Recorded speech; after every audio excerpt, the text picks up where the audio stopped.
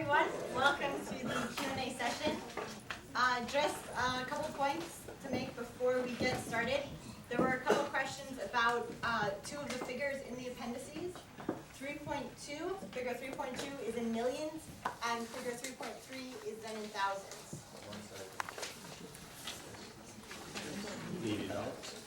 Yes, Canadian dollars. Figure In the case, right? It's in the case. in the case. Millions and thousands? Millions and thousands. Millions and then in thousands. So 3.2 in millions, 3.3 in thousands. I got it down. Okay? So how the Q&A session will work is we'll have 2 rounds of questions. For each round, the teams will be selected out of this hat in a random order. Each team will have the opportunity to ask one question, one direct question with no follow-ups or clarifications. Every team also has the option to skip their question, but then there'll be no opportunity to make it up later on. Any questions before we begin? Okay, so would you like to read the names? Wharton Business School.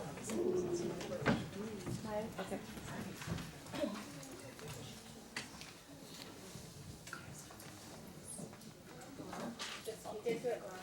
Oh, okay. Hi. Can you please rank order the following characteristics the government considers most important to an RFP? Price, cost savings, quality, or prior relationships? You said price, savings, prior relationships, and what was that one? Quality. If I had to rank them, I would say quality number 1.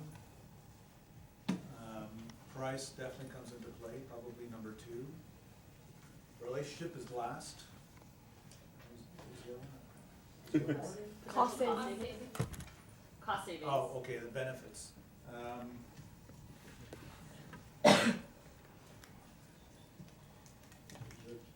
benefits go with the quality to some extent, so I'd say quality, benefits, price, and relationship. Thank you. Although, depends on the government. Sorry, one additional note for everyone. We are both recording this and transcribing it, so 1 hour after the end of the Q&A session, you will be provided with the video as well as a transcription of the Q&A session. University of Texas. Sort of along those lines, could you walk us through the purchasing process between the government, hospitals, and McKesson? What's the last thing you said? Between procurement, hospitals, and the government? McKesson, government, and hospitals. Okay. So again, there's no necessarily one way. The provinces may vary. So, so the hospitals typically submit budgets. So depends on whether it's it's a demand for a specific hospital or a group of hospitals or a region, a whole province, right? It could be any tier of that, right? It could be the whole province doing it, a region, or just a hospital that decides. And the budgets might have been set at any one of those levels. So depending on which level you're talking about, they typically would, this is something they would have budgeted for. They put together an RFP, they have to publicly make available the RFP on a website, that's a government website, which everybody has access to, and then you can then respond. Right? And then once we look at those requests, typically, if it's the first time we hear about it, that's not good. Right?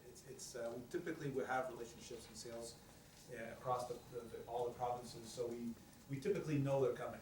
We know them far in advance. Sometimes it's brand new equipment, sometimes it's replacement of an older technology, so we're pretty familiar with the pipeline of what's coming, what's not. So we'll have been preparing it already, right? And it's relatively, in some cases, it's depending on the kind of equipment and all that, sometimes it's challenging to displace a competitor if they're already there.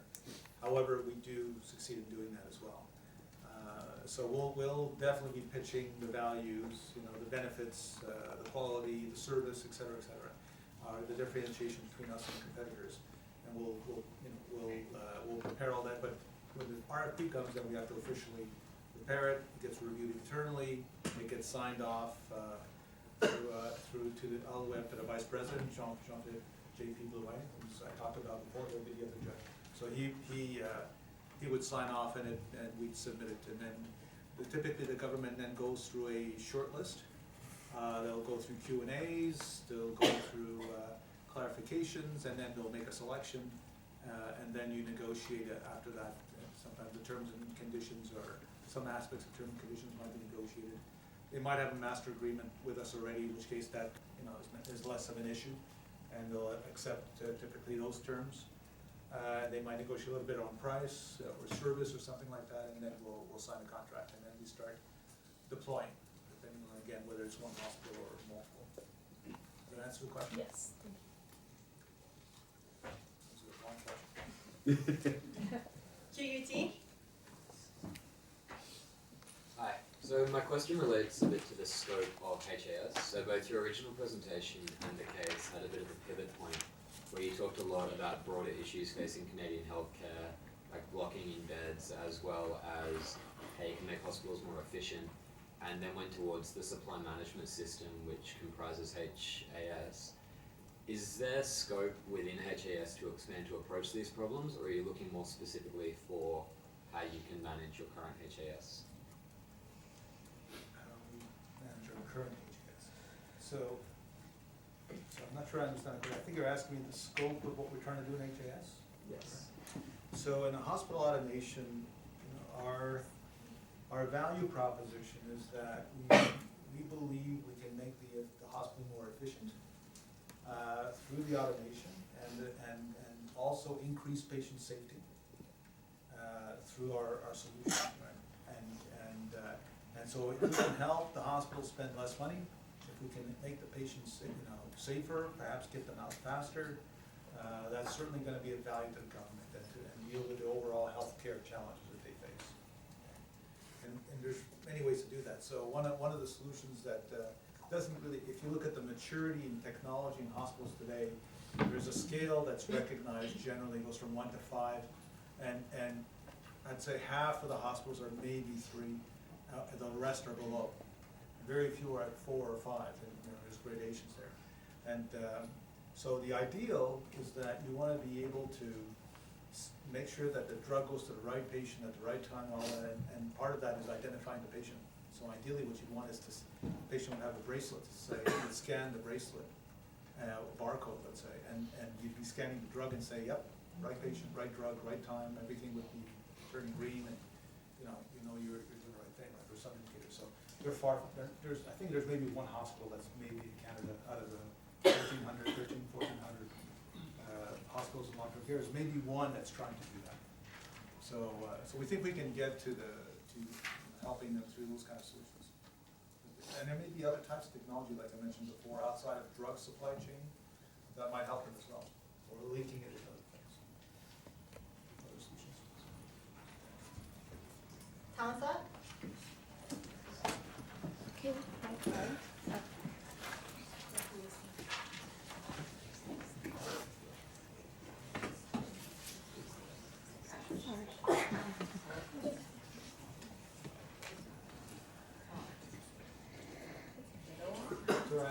Hello. Hi. You mentioned this morning about your relationship with the company Essent, and we were just wondering, could you elaborate a little bit more on why this relationship is unfavorable? I want to be careful here. I wouldn't say it's unfavorable, right? So Ascent is owned by a private equity company. And a private equity company will typically make an acquisition, so they bought those assets from McKesson. And they will expect a very, relatively quick turnaround for their investment, right? So they're going to put pressure on that corporation to be very lean, to be very aggressive in the revenues. So now you're dealing with a very different type of relationship than when you're dealing with a sister company, right? That we're all in it together, working for McKesson, for our shareholders. So it's a little bit of that kind of, and it's a new relationship. So it creates frictions and challenges that wasn't there before. And with JB Medi, you know, it's a different type of relationship. They don't have, it's not venture capital, it's a long-term, you know, we've had that relationship a long time, so we've built trust and developed, you know, pretty good ways of working together collaboratively.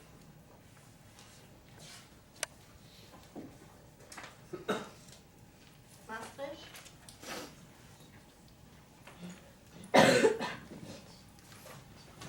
So I was wondering if Health Relay Clinical has been adopted widely by the Canadian market, or if I there's wish. or if there's been implementation issues. So the whole area of, so first of all, let me just say, the whole area of electronic health records and the connectivity of, I was talking about before, in Canada generally, has not been very good. So I'll give you examples. In Ontario, they spent literally $1 billion with very little success because they tried to build it themselves. In Quebec, they spent over $1 billion. Again, some live in success, I would say better than Ontario, but the basic citizen hasn't really seen any benefits yet. You know, you go out west, you might see a little more. So we've been at least 15 years working on this, and with not much to show. There's some successes in a few places. So we still see this as new territory, right? That it's not like there's a lot of competition and they're all winning and all that. It's still relatively new territory. So we entered about a year, a little over a year ago, year and a half ago, we entered the market in Canada. We took the US solution, we Canadianized it, and we sold it to Nova Scotia. We did a pilot, it went very well, and now they're just, in fact, they should be hearing any day now, but they are recommending to the government to deploy it across the whole province. So that's a success. In Ontario, we've deployed it in some regions, success. So we are looking, right now we have maybe, 400,000 records in Relay Health in Canada, but it's just the beginning. We're expecting to see it really expand, and it's very fast. We were able to get it up and running, not in years, but in months, in a few months. So there's not a lot of any questions? SFU?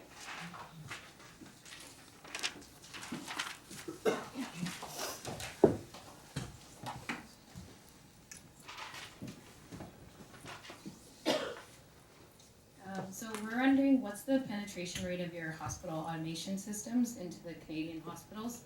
And where are 2 or 3 provinces with the highest concentration of your HAS? That's a good question. I believe, so there's about, out of the 1,300, there's hospitals and long-term care facilities and all that. It's really hospitals that we focus on. There's maybe 800 hospitals. And we are, I believe the number is, if I'm not mistaken, it's roughly around 200 to 300, in that range. And we're leading in that. And if you look at penetration, I would say Quebec certainly has done very well because they've gone provincially as opposed to hospital by hospital. Ontario also is pretty good. The West has opportunity, still has opportunity. And for those who are not Canadian here, if you look at the Canadian provinces, Ontario is 40% of the population, Quebec is 25% of the population. And then you look at Alberta and BC out west, and they're 10 to 15% each. So those provinces make up 90% of the population.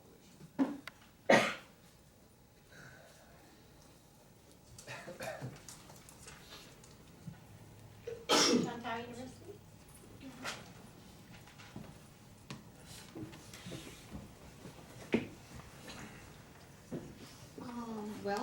Since you provide us a lot of specific issues in HAS division, so actually I was wondering what's the role HAS division plays in your whole information and technology segments in the company. I just want to make sure I understand. You're asking the Yeah, role that HAS plays in yeah. overall McKesson Canada?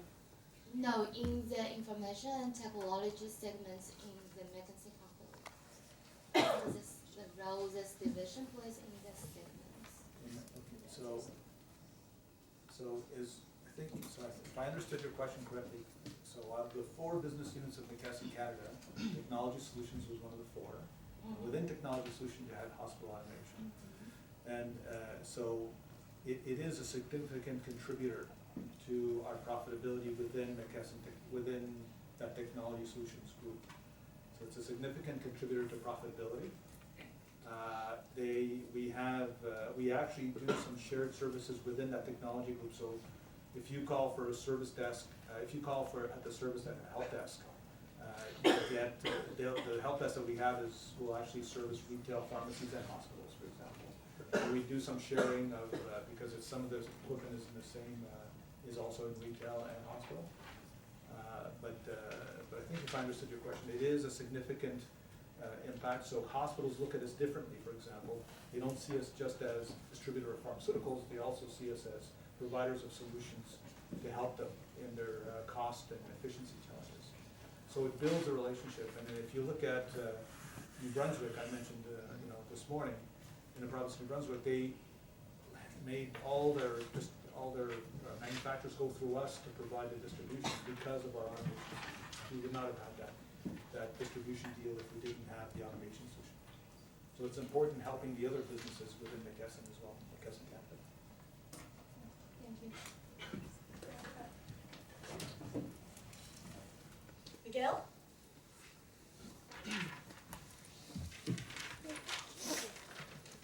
Okay, so our question is, of the 200 hospitals that you service, how many machines per hospital do you provide them with, and is there room for growth in the existing hospital? You're asking me a very specific Roughly. Wow. It varies, and I'll tell you why. I can't give you a specific answer. Probably, the answer's somewhere in our databases and all that. But the hospitals vary, right? You have small, medium, large hospitals. So a small hospital might have 1 unit. If I look at the McGill University Health Center, which has 1,000 beds, so that's a large hospital in this country. It's got a robot. It's got dozens of actuators. It's got a carousel. So it may have 50, I don't know, I'll guess not 50, maybe 30 pieces of equipment, 20 to 30 pieces of equipment in a large hospital. So you can go from 1 to a couple dozen, depending on the size of the hospital. So it's really important that we can find a way to get to that. I'm not even sure I'm Solve it? But actually, the potential's still there, so it's not saturated. We saw that one of your competitor, Omnicell, offers a virtualized server offering hardware and maintenance cost savings. Our question is, does McKesson offers something similar? And if so, how does it differ from what Omnicell offers? I'm not sure I can answer technically that part because of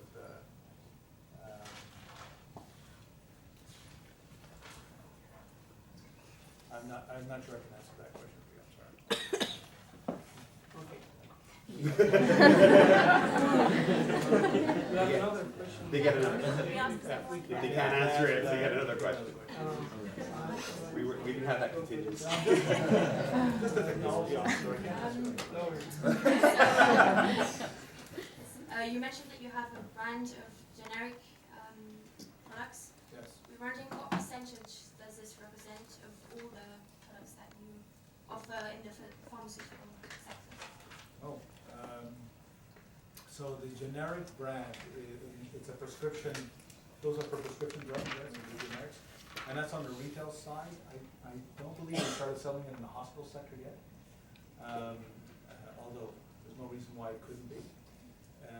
And in the retail sector, so let me answer it this way: out of the 9,000 pharmacies, we service about 7,000 roughly. And out of those 7,000, 2,000 are our members. So right now, we've just started selling it just to our members. So it's in the 2,000 pharmacies. And it represents half of their generic drugs that they buy is our brand. And we're going to push that further. Does that answer your question? Yes, thank you. Porto? Okay, slowdown of your revenues in the last 2-3 years.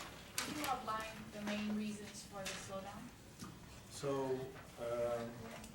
well, first of all, there's a little lumpiness in the sales because when you get a big RFP, a big request for proposal from a province that decides to do the whole province, that's unusual. All right, so you're gonna see a peak going up and then, you're not gonna get a repeat of that next year, right? So there is, when you look at the market, you have new and then you have replacements, right? So someone that already has a machine, it's too old, they need to replace it. And so you're gonna see a bit of lumpiness, and then it's the capital available in the hospitals. So if the government decides they're gonna ratchet back, the investment in capital and technology, you're gonna get fewer RFPs that year, right? And now we have maintenance, recurring maintenance fees that we charge, and consumables in some places. So the PACMEDs, for example, those are those pouches that each of the pills which we sell in some places, in some of the hospitals.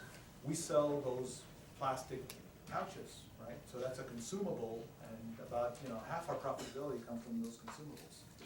While in other types of products, we don't have consumables, and therefore it's not as profitable. But the lumpiness is due to the purchasing decisions of the provinces in many cases. I think you'd see the whole, it's not just us, I think you'd see the whole industry in Canada for that sector, for those kind of products doing that kind of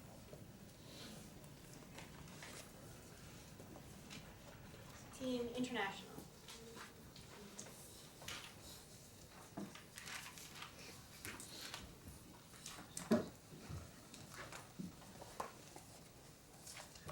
So I think in a previous question you mentioned that the penetration for the HAS market was 200 hospitals. So we were wondering what the penetration was of your competitors. We're definitely number one in this segment. And it varies by the type of product we're talking about. Right?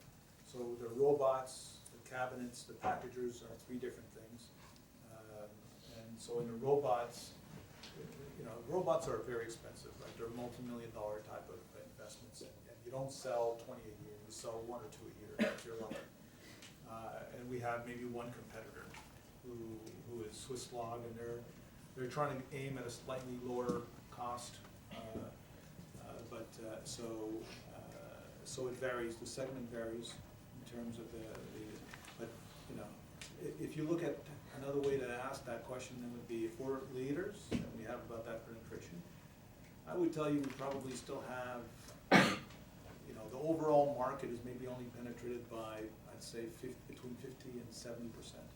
There's still another 50, and then you have the replacement market, right? That's what I'm talking about. They don't have anything, right? And then you're going to have, those that are 5 to 7 years to 10 years. They're going to have to start replacing those equipments. All right. So there's always going to be a market in that sense. Okay, now on to round 2.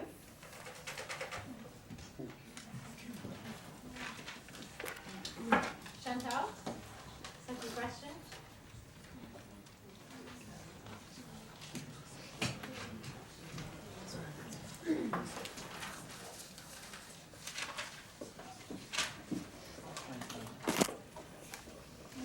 After you've invented a new product, how can you make sure that the government will pay by their so how could you make sure that this product is paid by the government's public health care systems, and will your company accept a very strict approvals and that from the government?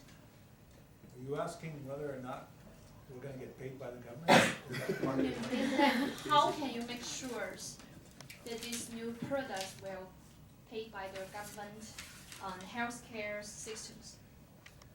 So if the government sends out a request for proposal, then they start a process that means they have the funding and they're going to buy something. They're going to buy one of the solutions. So if we get selected and we negotiate an agreement with them, then we will get paid. Sometimes we get paid slower than expected, but we have to chase them sometimes. But we will get paid. And if we're talking about brand new products, I mean, it's, again, we put in a request for proposal, or they put a request for proposal, we submit those new products. We convince them hopefully of their value, and if they accept, then, you know, they will pay. So I don't think so far there's an issue in terms of introducing new technology and getting it accepted and paid by the government. It's not been an issue, either for new products that we put in. Relay Health is a new product, right? It was untested in the country, and it got adopted, now starting to be adopted more and more, as an example. So I don't know if I answered your question. So it's not a risk, if that's what you're asking.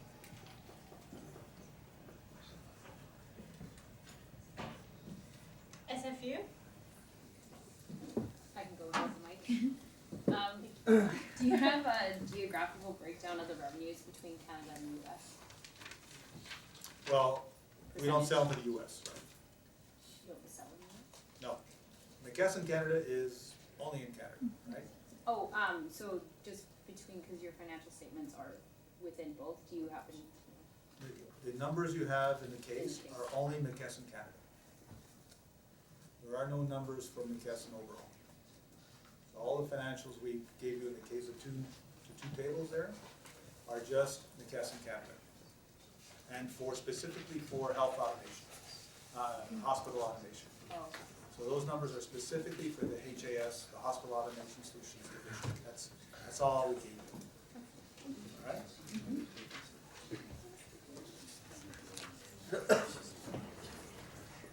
Porto?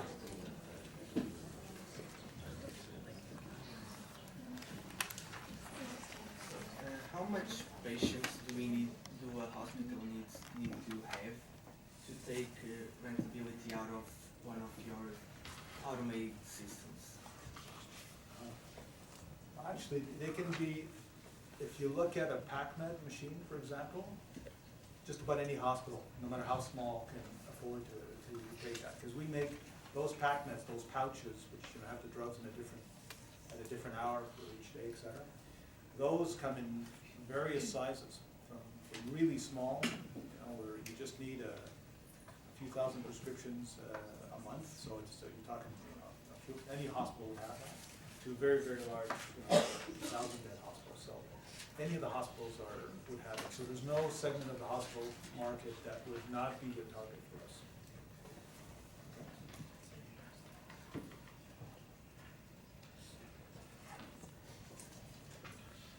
Team International? I think you just talked about the mic as well. So in your presentation, you covered like all the divisions in McKesson Canada, and we were curious what you see as the opportunity, for us to think about HAS versus maybe some of the other divisions. You're asking what are the opportunities for HAS versus the other opportunities? No, I'm asking why. I guess why are we looking into HAS versus the others? Why did we pick HAS? Yeah. Frankly, so first of all, it had to be one of the technology groups because that's the area, the areas I have responsibility for, right? So we could have said distribution, but actually distribution would have been very tough for you because it's, from a wholesale business perspective, we have 75% of the market. It's a very mature market, and the rest that are not going through wholesale are very tough. So I think distribution would have been a very tough business to give you guys. You would have not had as much opportunity. You couldn't have been talking about going to the US because we're already there, et cetera, et cetera. Retail banners it would have been an option, but again, challenging because you really need to understand the whole retail space and with pharmacies, and it's very different in Canada than anywhere else. And there's a lot of dynamics not known by the public that would have made it very challenging for you to do it. And pharmaceutical solutions, which are service system manufacturers, could have been another area. So it was between that and technology, and I thought technology would have been easier. And then within that group, we could have picked any one of them. We thought HAS, it's the area that we are really asking ourselves a lot of questions. And we have a clear idea in the other areas what we want to do, but HAS we thought would be most value for us.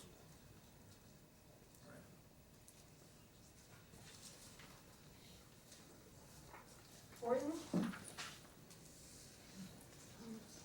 So what are the terms of your relationship with your suppliers? Like specifically, do you design the products that your manufacturers make, or do you distribute things that they design and develop on their own? It's It's a good question because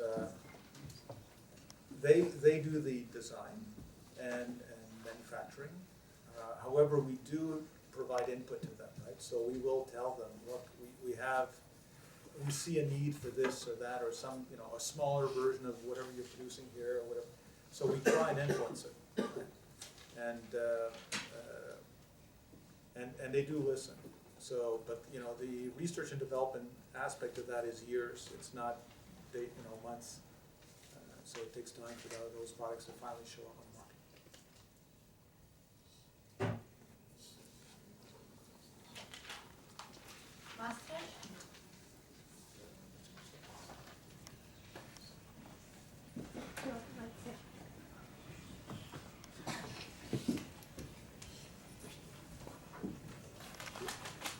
Right, so my question is, to what extent do government budget cuts affect your business relations with hospitals, particularly in terms of HAS?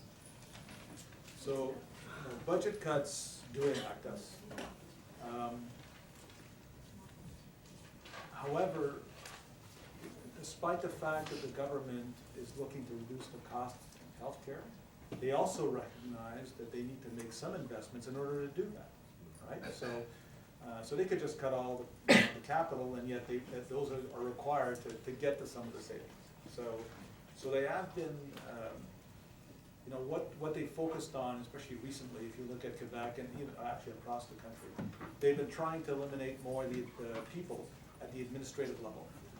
So they collapse. So a region like Alberta used to have, I think, 9 health regions within the province, each with their own administrative group and bureaucrats and all that, right? They decided 1. So they eliminated 8 of them, fired everybody, made a bunch of savings from that, right?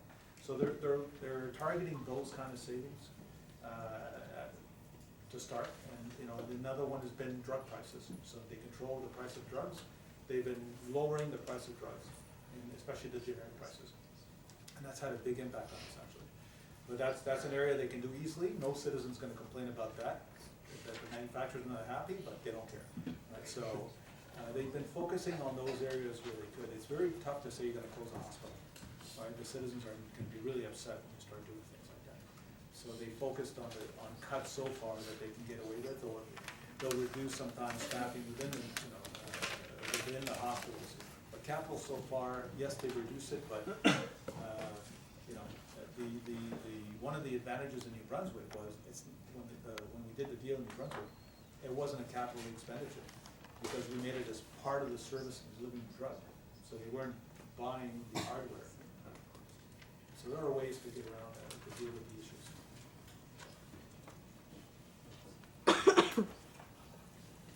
Solveig?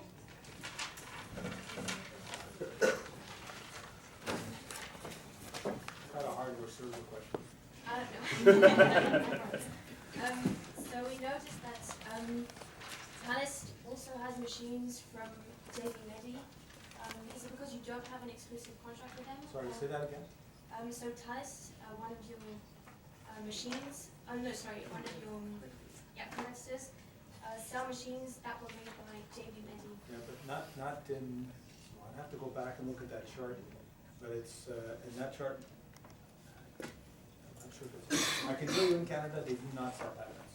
So It's that not chart, in sorry? Sorry? I can tell you that in Canada, we're the only ones selling patents. Okay. So that chart might be North American, I'd have to go check to see. So not from Canada. Okay, thank you very much. You had a specific. University of Texas? I will speak without the mic. What was the rationale behind divesting the manufacturing side of HAS, and what's the continued benefit of being involved in that segment as an intermediary rather than an end-to-end provider? So remember, we divested in the US. Mm-hmm. So, the US was manufacturing and then selling in the US. We were selling more than the US was, and we're 1/10 the size, right? So for the US, the market was no longer attractive for them, but for us, it was. So, that we said, fine, if you guys are gonna get rid of that business unit, you need to ensure that we maintain the ability to continue to sell those units in Canada, because it is profitable and we are growing. We were growing, right? It's difficult, but you're still a pro. So, you know, when you're a large company, you have a portfolio of businesses, you want to make sure you're invested in the businesses that continue to give you growth. And if you have a business that's not giving you growth, then you got to question whether or not you need to hold on to it or not, you know, which is what they do.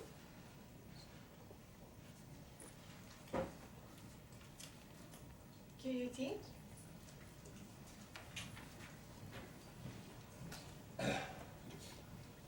False. Thomas. In terms of your HAS division, what do you believe is your core competency? What makes you company number one? It's a good question.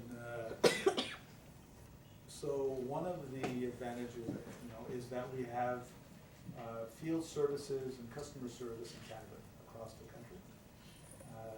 Much more so than some of the others. Some of the others are not as present. In fact, since we did the business case, AmerisourceBergen, which is one of the competitors, has sold the Canadian business to another company. So there is the customer. It's not only about the product, the service, and the ability of the service. If a robot goes down in a hospital, that's a problem, because they're going to have to get a whole bunch of people to do all the drug distribution to all the patients in that hospital. So you got to have that reliability as well.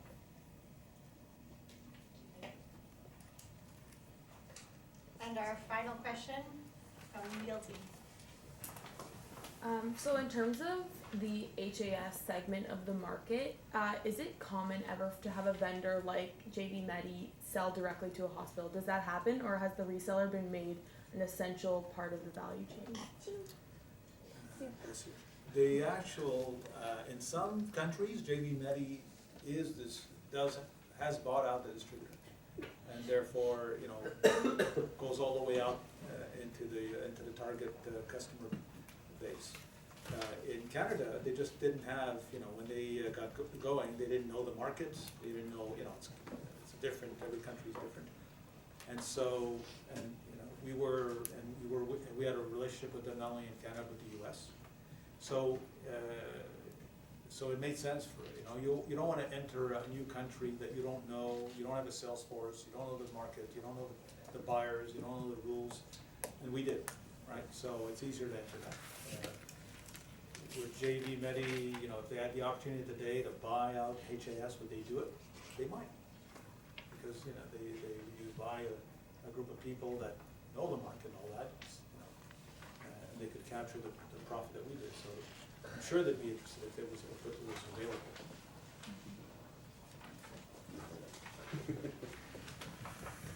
And that marks the end of our Q&A session. Again, we'll be delivering transcriptions and videos to each of your rooms latest 1 hour from now. Your last note before and the next